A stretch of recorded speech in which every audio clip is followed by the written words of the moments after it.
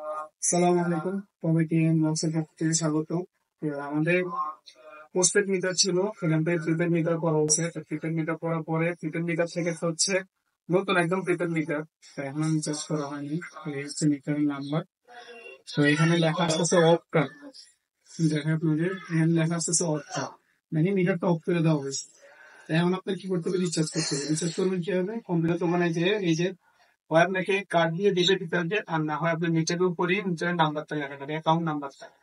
তো সে account number নিয়ে যে আপনি দোকানে গেলে পরে যত টাকা রিচার্জ করতে চান এই সেখান থেকে আপনার সব কস্টিং কেটে তারপর আপনার কিছুটা এনার্জি দেওয়া হবে। সব ধরনের আমি 500 টাকা ঢুকেছি, পাইছি 350 টাকা।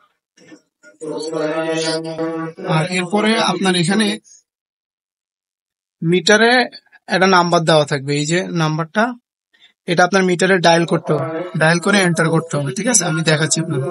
এখন মিটারটা আছে অফ কার্ড, ঠিক আছে, এই লেভেল একদম zero।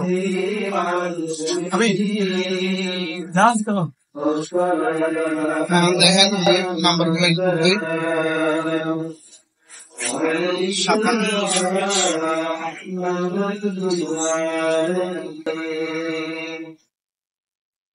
39,